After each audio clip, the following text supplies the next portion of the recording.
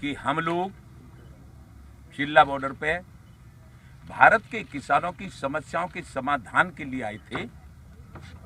हम लोग लाल किले पे या देश में किसी भी प्रकार की उद्दंडता करने नहीं आए थे। भारतीय किसानों भानु का राष्ट्रीय अध्यक्ष ठाकुर भानु प्रताप सिंह, पूज्यनीय रमेश बाबा जो ब्रज के ब्रज संत हैं, जिनको प्रधानमंत्री जी ने पद्म श्री दिया है, उनका मैं शिष्य हूं, वो मेरे संरक्षक हैं। उनके मेरे लिए आदेश है कि कभी तुम किसी भी काम में विचलित मत होना। इसलिए कल जो हुआ है वो देश के लिए, पूरे विश्व के लिए शर्मसार है। जिन्होंने लाल किले पर दूसरा झंडा फहराया है, मुझे नहीं मालूम किसका है झंडा वो, क्या है झंडा वो, लेकिन है, तिरंगा नहीं है। इसलिए दूसरा झंडा फहराने वालों का भानु प्रताप सिंह राष्ट्रीय अध्यक्ष घोर विरोध और घोर निंदा करता है। जिन लोगों ने मैं किसानों के लिए, पुलिस के लिए और अपने नौनिहाल जो जल सेना, थल सेना, वायु सेना, बॉर्डर सिक्योरिटी फोर्स, सीआरपीएफ, जितने फोर्स हमको आजाद रखते हैं, हमारे राजनेताओं को आजाद रखते हैं और हमारे भारत को स्वतंत्र रखते हैं, मैं उनके लिए भी मांग करता था कि वो जब शहीद हों तो उनको भी, उनके परिवार को 5 करोड़ रुपया दिए जाए। तो जिन लोगों ने पुलिस पे हमला किया है उनका मैं घोर विरोध और घोर निंदा करता हूं। भारत ने सर क्या निर्णय लिया, मैं बोल रहा हूं। अतः मैं कल की घटना से इतना दुखी हूं और इतना शर्मसार हूं कि अब मेरा मन चिल्ला बॉर्डर से इस समय काल और परिस्थिति के अनुसार मैं आज घोषणा करता हूं कि अपने भारतीय किसान भानु के जो संगठन का यहां धरना चल रहा था लगभग 58 दिनों से, उसको खत्म करता हूं, समाप्त करता हूं। और भारतीय किसान यूनियन भानु अकेला संगठन, ईमानदार महारथियों का संगठन है। हमारे सब कार्यकर्ता ईमानदार हैं। इसलिए देश के किसानों को ये आगाह करना चाहता हूं कि वो भारतीय किसान यूनियन भानु पर विश्वास करें और उनके हित में और उनके संरक्षण में और उनके जो भावना होंगी उनके लिए भारतीय किसान यूनियन हमेशा संघर्षरत रहेगा और सरकारों से बैठ के, मिल के, बात करके, आंदोलन करके, धरना देकर, प्रदर्शन करके, संविधान के मुताबिक और देश के कानूनों के मुताबिक हम कुछ भी करने के लिए तैयार हैं। लेकिन हम इस तरह की उद्दंडता को कभी बर्दाश्त नहीं करेंगे और न कर रहे हैं। रही बात ये कि जो हमारा किसान है वो तो हल चलाता है और उनको कैसे ही बेवकूफ बनाया जा सकता है। कुछ लोगों ने उनको पागल बना दिया। उन किसानों को भी आह्वान करता हूं, एक किसान देवताओं, तुम ऐसे किसी नेता के चक्कर में मत पड़ना जो केवल अपना नाम करने के लिए, अपना वैभव दिखाने के लिए आपको बेवकूफ बनाता है और संविधान विरोधी और देश विरोधी गतिविधियों में लिप्त है। उनका आप बहिष्कार कर देना। और आज मैं आप सब लोगों से निवेदन करता हूं कि मैं आज इस धरने को यहां से समाप्त करता हूं। धन्यवाद। भानु प्रताप जी, एक सवाल है मेरा जी। आपकी जो छवि रही है अब तक, साफ बोलने वाली जी, जो दिल में है वो जबान पर है जी, जिन नेताओं की तरफ आप इशारा कर रहे हैं जी, आप भानु प्रताप कब से घबराने लगे उनका नाम लेने से? सर मैं सुनिए, नाम ले, आपका जो मार्गदर्शन है किसानों को जी, जो आप कह रहे हैं भोले वाले जी, तो आपको उन्हें गाइड करना चाहिए। सारी मीडिया यहाँ पे कि बताइए कौन वो लोग हैं। ऐसा है, एक बात बता रहा हूँ मैं आपको। मैं कल भी था यहाँ, सुनिए, चिल्ला बॉर्डर पे कल भी था और यहीं चिल्ला बॉर्डर पे रहा था।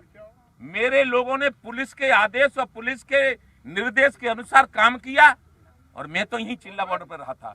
इसलिए जो मैंने देखा नहीं, किसने गड़बड़ की, मैं उनका नाम कैसे ले दूं? जो सुनो, जो मेरे आगे नाम लेता, कोई मेरे आगे करता, तो मैं कतई नहीं घबराने वाला। मैं तो किसी से नहीं घबराता। मैं तो सुनो, मेरा भारतीय किसान भानु का पर्यायवाची शब्द सूर्य होता है, वो चमक रहा है। वो सारे विश्व को फ्री में प्रकाश देता है। वो भानु की 40 साल से आदत है, स्वभाव है कि मैं अपने किसानों के लिए फ्री में लड़ाई लड़ता हूं और आप सब लोगों का चरण वंदन करता हूं। क्यों भानु जी, दूसरा सवाल है आपसे कि राकेश टिकैत की 2-3 वीडियो वायरल जी, ठीक है, उसमें ये संदेश आ रहा है कि वो किसानों को लाठी डंडे लेकर कह रहे हैं कि माफ करो जी। कल जो अगुवाई करनी थी, शुरू में कहा गया था जब ये रैला निकलेगा ट्रैक्टर मार्च, किसान नेता आगे रहेंगे, लेकिन एक भी नेता आगे नहीं था। क्या क्या खामी आप मानते हैं कि किसान यूनियन जो धरने पे बैठी है, जो उनके आह्वान पर भोले वाले किसान आ रहे हैं, एक किसान की दावा किया जा रहा है मौत भी हो गई, तो क्या कमियां मानते हैं कि क्या कमी रही कल के ट्रैक्टर मार्च में जो आप जैसे इंसान को आज धरना उठाना पड़ रहा है?